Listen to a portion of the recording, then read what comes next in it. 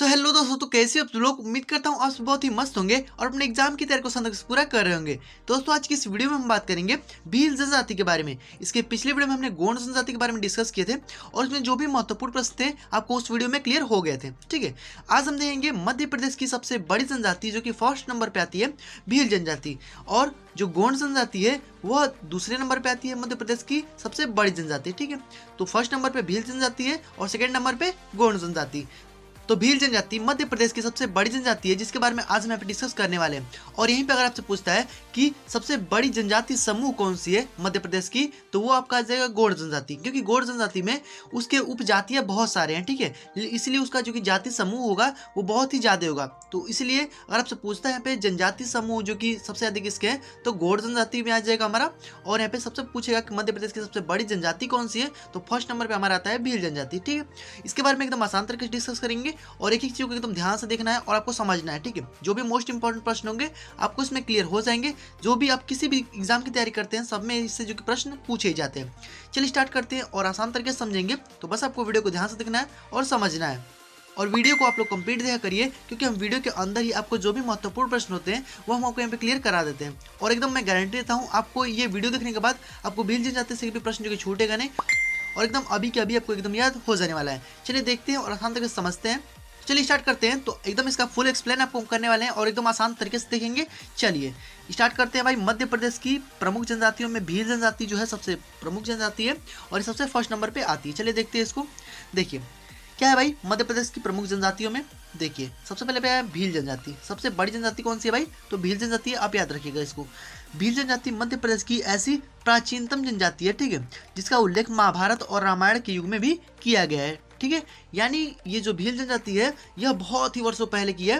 भील जनजाति जो है वो बहुत ज़्यादा प्राचीन है। इसका मतलब कि उल्लेख जो है वो महाभारत में और यहाँ पे रामायण में भी मिलता है। ठीक है, मतलब कि रामायण और यहाँ पे महाभारत युग के समय भी इसका जो कि उल्लेख मिलता है। क्लियर इतनी बात, आगे बढ़ते हैं। तो इतना आपको क्लियर, ये सबसे प्राचीनतम जो कि जनजाति है। ठीक है, आगे बढ़ते हैं इसमें। इनका मूल देख लेते हैं भाई, इनका मूल कौन सा है। देखिए इनका जो मूल है, यानी भील जनजाति जो है वो भारत का बहादुर धनुष पुरुष कहा जाता है। यानी यह भारत का बहादुर धनुष पुरुष कहा जाता है।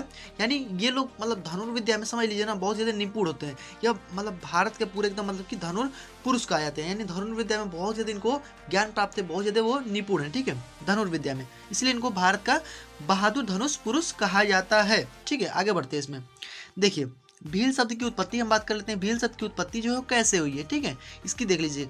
देखिए भील शब्द की उत्पत्ति जो है वो संस्कृत भाषा के भिल, ठीक है, संस्कृत भाषा के भिल और द्रविड़ शब्द के बील, ठीक है, द्रविड़ शब्द के बील और यहाँ पे तमिल भाषा के विल्लुअर से जो कि मानी जाती है। यानी तीन चीज़ें आपको इसमें ध्यान रखना है कि संस्कृत भाषा है किससे, तो भील शब्द से, और द्रविड़ शब्द द्रविड़ भील। देखिए द्रविड़ क्या होता है भाई, जो हमारे यहाँ पे भारत का नक्शा है जैसे हम बता देते हैं।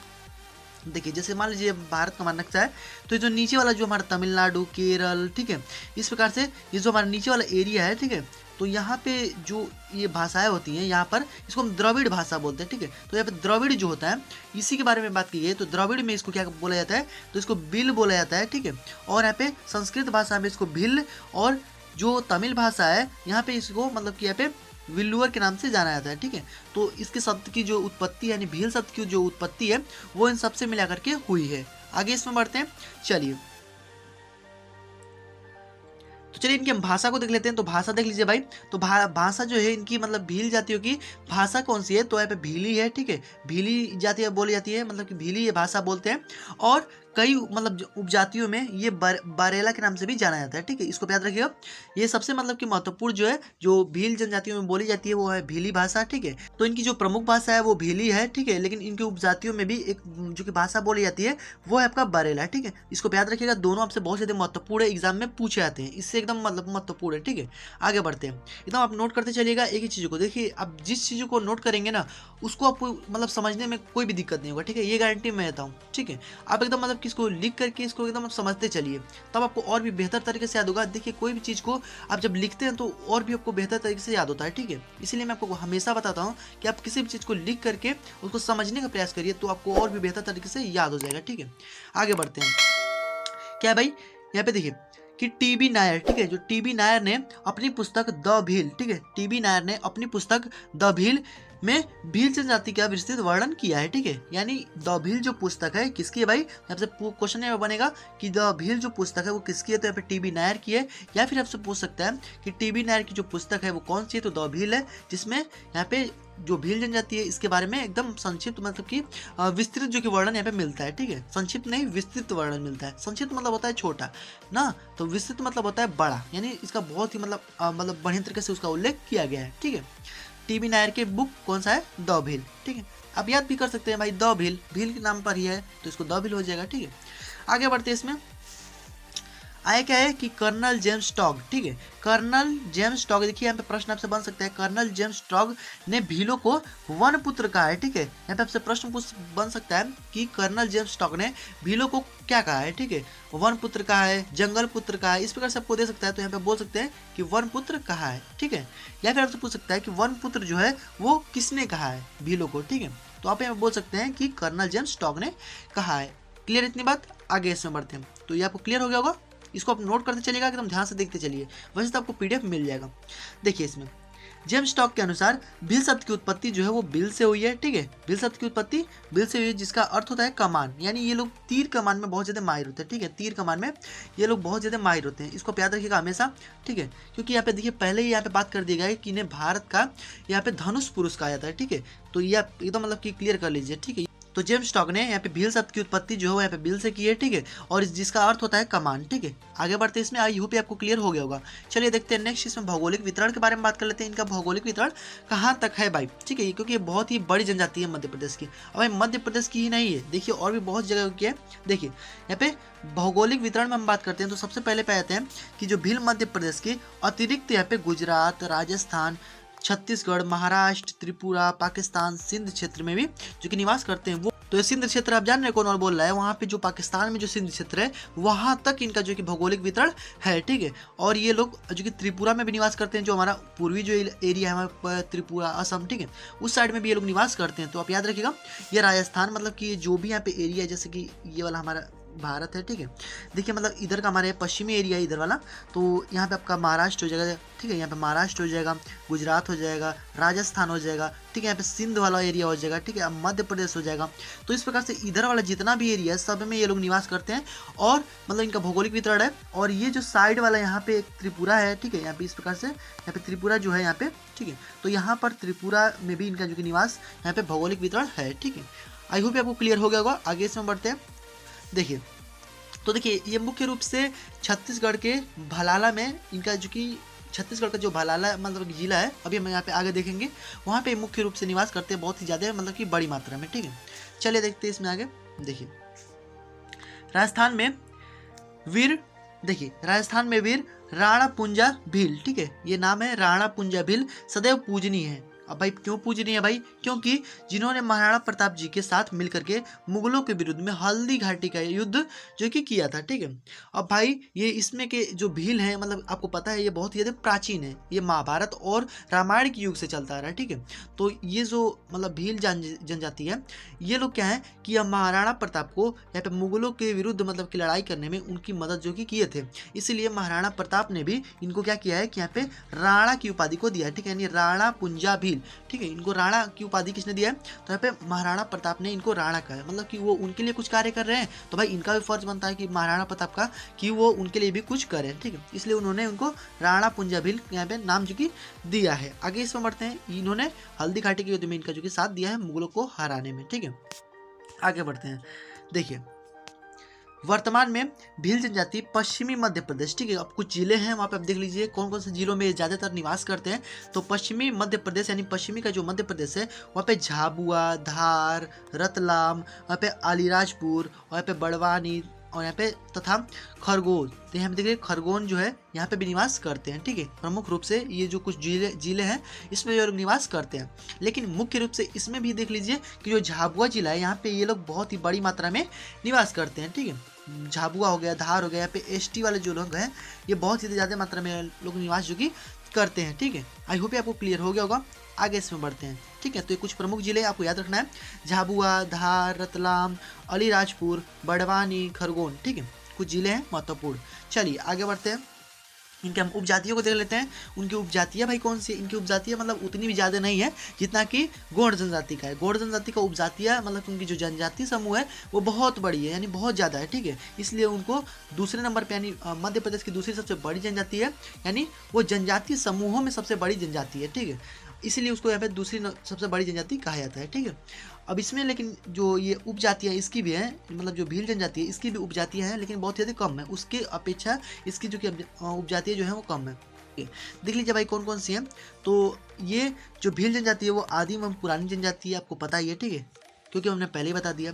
और यहाँ पे मुख्यतः ये दो प्रकार के होते हैं भाई, कौन कौन से होते हैं देख लीजिए। यहाँ पे उजलिया या फिर इसको क्षेत्रीय भील या फिर भिलाला भी कहते हैं, ठीक है, भिलाला भी कहते हैं इसको, उजलिया या फिर क्षेत्रीय भील के नाम से जानते हैं, ठीक है। इसका मतलब कि यहाँ पे दोनों हो सकता है, ठीक है, उजलिया भी हो सकता है, क्षेत्रीय भील भी हो सकता है, ठीक है। और हमारा एक लंगोट भील, ठीक है, लंगोट भील देखिए हमारे दो प्रकार की है जो कि इसकी जातियाँ हैं, ठीक है, इसको हम इस नाम से जानते हैं। और भी इसके मतलब बहुत सारी उपजातियाँ हैं, देख लीजिए यहाँ पे थोड़े और भी दिए हैं, देखिए, मतलब कि ये मुख्य रूप से थे, आप इसको याद कर लीजिएगा, ठीक है।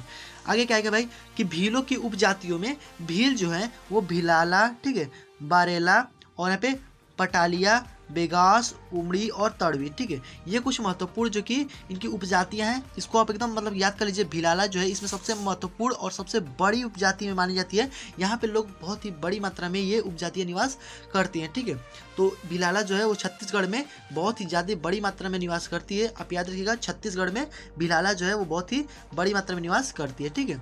आगे से बढ़ते हैं, तो ये आपको याद हो गया होगा, भिलाला, बरेला, पटालिया, बेगास, उमड़ी और तड़वी, ठीक है। आगे बढ़ते हैं, तो आपको इसमें कहीं भी डाउट हो आप पूछ सकते हैं, ठीक है। आगे बढ़ते हैं इसमें, देखिए यहाँ पे लिखा भी गया है आपको नोट में कि भीलों की सबसे बड़ी उपजाति जो है वो भिलाला है, ठीक है। सबसे बड़ी उपजाति कौन सी है भाई? तो भिलाला है, एकदम ये नोट कर लीजिएगा, या फिर एग्जाम में पूछा जा चुका है, ठीक है। बड़ी उपजाति कौन सी है? तो भिलाला है, जो स्वयं को महाराणा प्रताप का वंशज मानते हैं, ठीक है। ये महाराणा प्रताप को वंशज मानते हैं जो भिलाला जनजाति है, ठीक है। तो आपको क्लियर हो गया होगा ये उपजातियाँ कौन सी है भाई? तो भिलाला उपजाति है जो कि महाराणा प्रताप का वंशज मानते हैं। आगे इसमें बढ़े, कोई दिक्कत नहीं, इतना मत आगे देखिए। आए क्या भाई कि व्यवसाय के आधार पर देख लेते हैं, वो तो निवास स्थान के आधार पर था, ये अब हम व्यवसाय के आधार पर देख लेते हैं। देखिए व्यवसाय के आधार पर मदवी, बदवो और भगत, ठीक है। मदवी मतलब देखिए सब एक ही हमारा है, लेकिन यहाँ पे इसके कई नाम हो सकते हैं। यहाँ पे ये तीन हो सकते हैं, यानी मदवी भी हो सकता है, बदवो भी दे सकता है आपको, भगत भी दे सकता है, ठीक है। इस जाति व्यक्ति का भील जनजाति का सबसे प्रमुख व्यक्ति माना जाता है, यानी ये लोग हैं, ठीक है। मदवी, बदवो और यहाँ पे भगत, ठीक है। ये जो है, अब देखिए भगत आपको आसानी से याद हो जाएगा क्योंकि भगत सिंह के बारे में आप जानते होंगे, ठीक है। तो आपको ये आसानी से याद हो जाएगा, लेकिन मदवी भी आप याद कर लीजिएगा, सबसे मोस्ट इंपॉर्टेंट है। देखिए इसमें क्या होता है कि ये लोग सबसे पवित्र माने जाते हैं, ये मतलब कि भील जनजातियों में ये सबसे पवित्र माने जाते हैं, ये जो मदवी, बदवो और भगत हैं, ठीक है। आगे बढ़ते हैं, तो ये पवित्र जो कि माने जाते हैं ये जो भील व्यक्ति होते हैं, ठीक है। आगे इसमें बढ़ते हैं, आगे इनके कुछ यहाँ पे देख लीजिए। यहाँ पे व्यवसाय के आधार पर देखिए कोटवारा और यहाँ पे पटेल, ठीक है। कोटवारा या पटेल दोनों हो सकता है। इस जाति का मतलब व्यक्ति जो भील के गांव में जो प्रशासन को संभालता है, ठीक है, उसको यहाँ पे क्या बोलते हैं? तो कोटवार बोलते हैं या फिर पटेल बोलते हैं, ठीक है। मतलब कि जो व्यक्ति होते हैं जो भीलों में जो प्रशासन यानी गांव के जो प्रशासन को संभालते हैं, ठीक है, क्या कहते हैं? कोटवार या फिर पटेल के नाम से जानते हैं, ठीक है, जो कि गांव के प्रशासन को संभालते हैं। अब इसमें आगे देख लीजिए, यहाँ पे पुजारो होता है, तो पुजारो भाई ये पुजारी वाला पुजारो नहीं है, केवल पुजारो है, ठीक है। तो पुजारो जो क्या करते हैं कि औषधियों और रोगों का उपचार करने में ये निपुण होते हैं, ठीक है। यानी औषधियों का इन्होंने बहुत ही अच्छा ज्ञान प्राप्त है, ठीक है। और ये रोगों का उपचार करते हैं, यानी गाँव में रोगों का उपचार करते हैं। पुजारो जो होते हैं वो उपचार करने का कार्य करते हैं, ठीक है। जैसे कि हम लोग यहाँ डॉक्टर होते हैं वैसे इन लोग के यहाँ पुजारो होते हैं, ठीक है।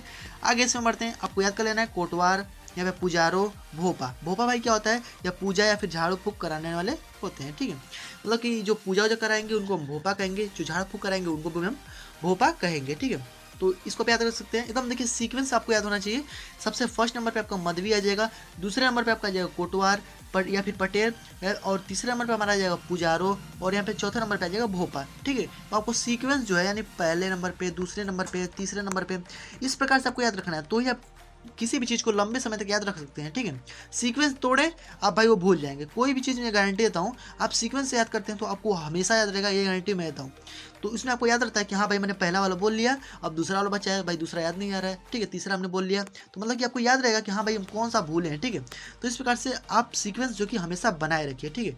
आगे इसमें बढ़ते हैं, देखिए आगे इसमें पिथौरा, ठीक है। पिथौरा क्या होता है भाई, तो पिथौरा जो होता है ये इनकी चित्रकला होती है, यानी इनकी प्रसिद्ध जो कि शैली होती है, ठीक है, जो कि मतलब एक फोटो में इस प्रकार से मतलब बनाते हैं, कई सारी चीज़ों को उसमें दर्शाए रहते हैं।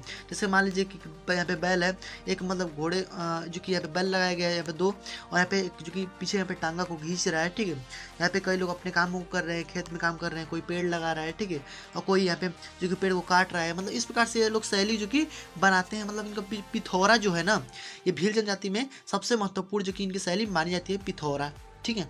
ये पिथौरा इनका एक चित्रकला है। आई होप आपको क्लियर हो गया होगा। पिथौरा आप याद रख लीजिएगा, ठीक है, पिथौरा, ठीक है।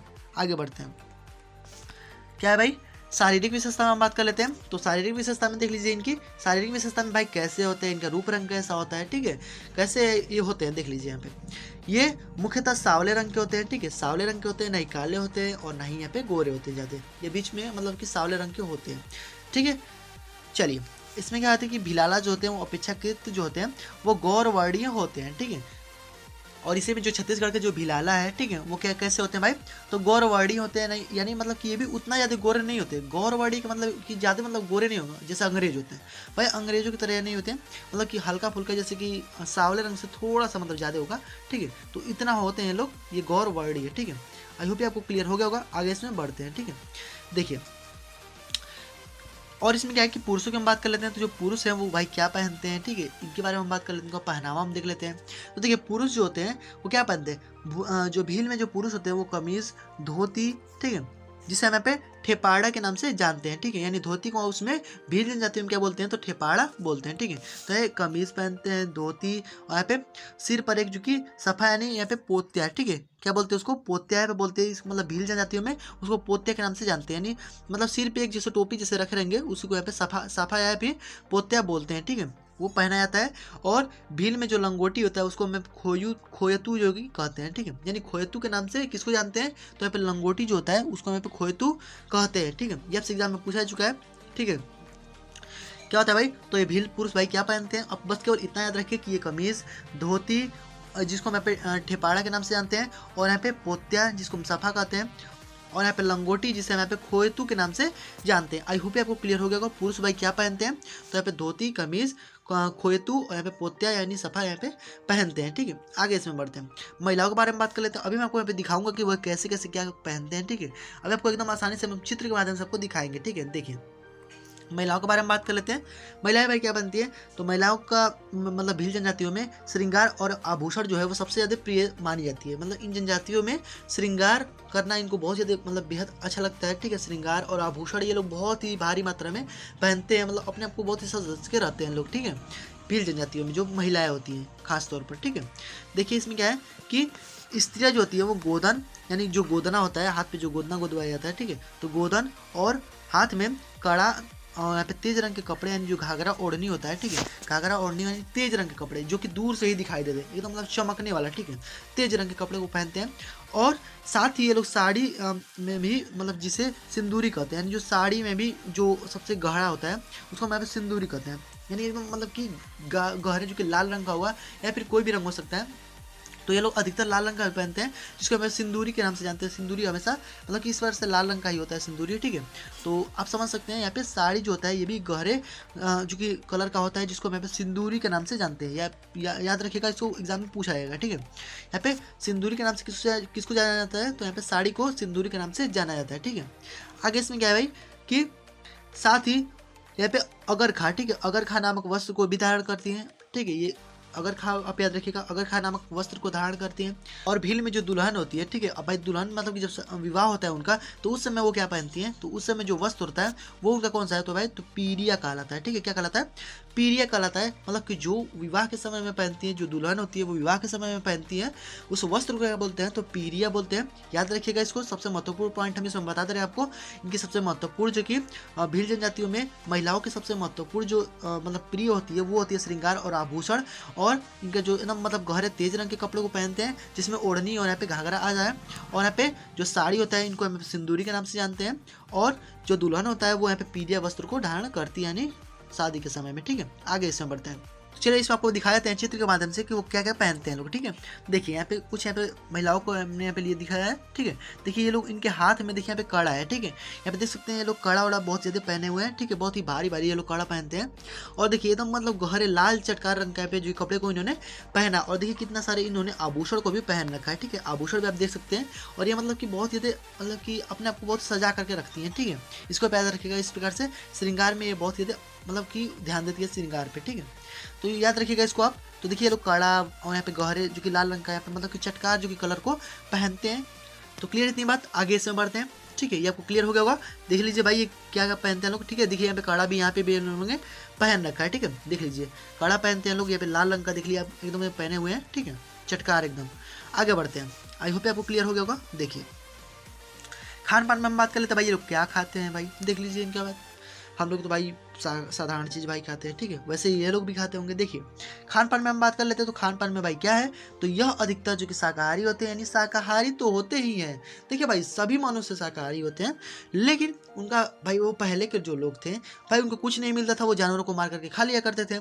तो भाई उसका थोड़ा लक्षण तो भाई आगे भी चल करके आएगा ही। तो ये भी लोग मतलब पूरा फुल रूप से शाकाहारी नहीं होते हैं, ये भी लोग मांस खाते हैं, लेकिन ये मुख्य रूप से शाकाहारी ही होते हैं। ठीक है, ये मतलब कि अगर मांस में बात की जाए ना, तो मांस में ये लोग जैसे मुर्गा हो गया, मछली हो गया। ठीक है, और यहाँ पे बकरा हो गया। ठीक है, खरगोश, इस प्रकार से मतलब खाते हैं लोग ये, जो कि साधारण लोग भी खाते हैं इस प्रकार से। तो ये लोग भी यहाँ पे खाते हैं। तो ये आप याद रखिएगा, मांसाहारी में अधिकतर ये लोग सामान्य भोजन में क्या करते हैं, तो मक्का, प्याज, लहसुन, मिर्च, फल, सब्जियां, मतलब कि जो जंगलों से फल लाते हैं। ठीक है, सब्जियों को एकत्र करते हैं, यानी मक्का, प्याज, लहसुन, फल और यहाँ पे सब्जियां। ठीक है, ये सब एकत्रित करके रखते हैं ताकि आगे उनके आने वाले समय में उनको काम दे। ठीक है, जब कभी भी मतलब कि कहीं बाहर वो नहीं जा पाएंगे तो उसी को मतलब संग्रहण को ही वो उस भोजन को बाद में जाकर के खा सकें। ठीक है, इसलिए वो लोग उसको एकत्र करते हैं। ठीक है, रखते हैं ताकि वो आगे समय में उनको काम करे। और यहाँ पे विशेष अवसरों पर ये गेहूं और चावल का भी उपयोग करते हैं। यहाँ से एग्जाम में पूछा जा चुका है। यहाँ पे विशेष अवसरों पे जो भील जनजाति है वो कौन से मतलब कि साधारण भोजन का उपयोग करती है, तो वो होता है यहाँ पे गेहूँ और यहाँ पे चावल। ठीक है, आगे इसमें बढ़ते हैं। और ये मुख्य रूप से एकदम याद रखिएगा, मुख्य रूप से ये लोग मक्का, प्याज और यहाँ पे जो फल है और सब्जियों को यहाँ पे जो कि यहाँ पे अपने साधारण भोजन के रूप में लेते हैं। ठीक है, आगे इसमें बढ़ते हैं। आगे क्या है भाई कि सांस्कृतिक विशेषता के बारे में बात कर रहे थे। तो देखिए सांस्कृतिक विशेषता में क्या है कि भील जनजाति अपनी पारंपरिक यानी उनकी परंपरा बहुत ज़्यादा दिन से चली आ रही है। कौन सा भाई, लोक नृत्य का, वहाँ पे कला। ठीक है, आपको मैंने अभी दिखाया यहाँ पे पिठौरी जो इनकी शैली कीर्ति थी वो सबसे ज़्यादा महत्वपूर्ण थी। वैसे ये लोग कला में बहुत ज़्यादा निपुण हैं। ठीक है, और यहाँ पे लोक नृत्य इनका बहुत ज़्यादा फेमस है, और साथ ही अनूठी समृद्ध स्वदेशी संस्कृति है। ठीक है, आप इसमें याद क्या रखेंगे, आपको यहाँ पे याद रखना है कि ये जो इनका मतलब कि पारंपरिक जो यहाँ पे नृत्य है, यहाँ पे लोक नृत्य में और यहाँ पे कला में। ठीक है, ये लोग इनके पारंपरिक मतलब कि बहुत ही पहले से चली आ रही है। ठीक है, और नृत्य में भी इनका सबसे फेमस कौन सा है, तो घूमर। ठीक है, घूमर आप समझ रहे होंगे। ठीक है, घूमर एक नृत्य है। तो घूमर जो होता है वो सबसे ज़्यादा लोकप्रिय होता है, सभी पहलुओं में से एक है एक घूमर। ठीक है, तो आई होप आपको क्लियर हो गया। तो तीन चीज़ आपको इसमें याद रखनी है, लोक नृत्य और कला, और यहाँ पे घूमर में मतलब इसी में लोक नृत्य में घूमर जो है सबसे ज़्यादा महत्वपूर्ण है भील जनजातियों में महिलाओं के लिए। ठीक है, आगे इसमें बढ़ते हैं। आगे क्या भाई, प्रमुख त्यौहार के बारे में बात कर लेते हैं कि भाई त्यौहार कौन सी है। तो त्योहारों में देख लीजिए, तो बनेश्वर मेला। बनेश्वर मेला भाई ये शिव का एक मेला होता है। ठीक है, शिव मेला होता है एक। ठीक है, इसमें जो कि शिव की मतलब मेला लगती है इस प्रकार से, शिव भगवान की।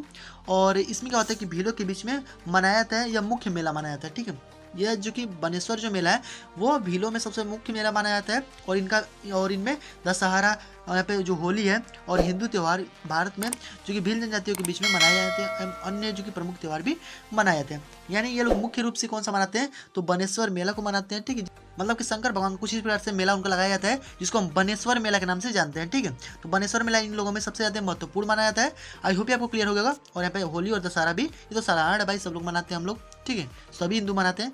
ठीक है, आगे बढ़ते हैं। इसमें आए क्या भाई, अब 1857 की क्रांति में हम जो भील का योगदान है उसको भी देख लेते हैं। भीलों ने सबसे महत्वपूर्ण योगदान निभाया है।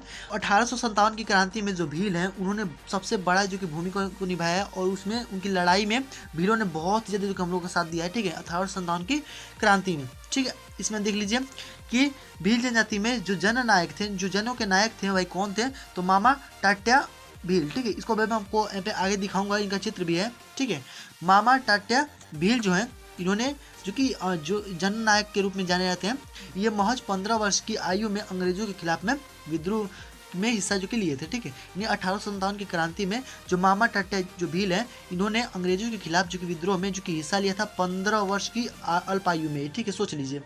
तो 1857 की क्रांति में मामा टाट्या भील का भी बहुत ही बड़ा योगदान है। ठीक है, और मामा टाट्या भील का एक जो कि मंदिर भी बनाया गया है जो कि कोटड़ा में है। ठीक है, यहाँ पे मतलब कि गांव एक गढ़ी है कोटड़ा। ठीक है, वहाँ पे उनका जो कि बनाया गया है, यहाँ पे एक जो कि मंदिर भी बनाया गया है यहाँ पे मामा टाट्या भील का।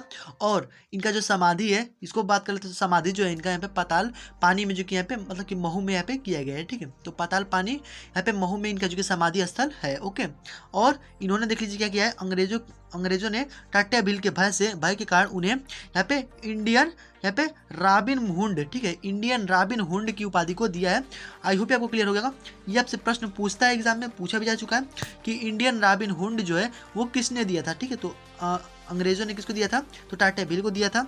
ठीक है, या फिर आपसे पूछ सकता है कि टाट्या भील को अंग्रेजों ने कौन सा जो कि उपाधि को दिया है, तो यहाँ पे इंडियन रॉबिन हुड का उपाधि जो कि दिया है। ठीक है, तो इंडियन मतलब कि आप याद रख सकते हैं इंडियन, यानी हम लोग भी इंडियन है। ठीक है, तो इंडियन रॉबिन हुड। ठीक है, आगे बढ़ते हैं। इनका जो कि मृत्यु है वो यहाँ पे 1889 में जो कि इनका मृत्यु हुआ था। और इनकी जो समाधि स्थल है वो कहाँ पे है, तो पाताल पानी में है। ठीक है, तो आई होप आपको क्लियर हो गया होगा। आगे इसमें बढ़ते हैं। तो चलिए, इसमें आपको याद रखना है केवल कि ये जो मामा टाट्या भील है, इन्होंने 1857 की क्रांति में बहुत ही बड़ा योगदान निभाया है।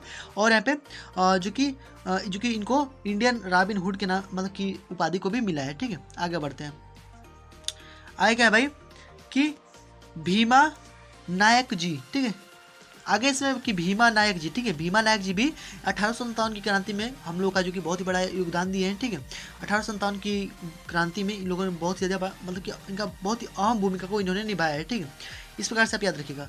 और 1857 की क्रांति में खरगोन जिले के यहाँ पे देखिए, खरगोन जिले के मंडलेश्वर, ठीक है, खरगोन जिले के मंडलेश्वर से क्रांति का आगाज़ किया। यानी इन लोगों ने भी यहाँ पे अंग्रेजों के खिलाफ, यहाँ पे जो कि भीमा नायक जी ने अंग्रेजों के खिलाफ मंडलेश्वर में जो कि क्रांति का आगाज़ किया था। ठीक है, खरगोन जिले के मंडलेश्वर में। आपको ये पूछा जा चुका है।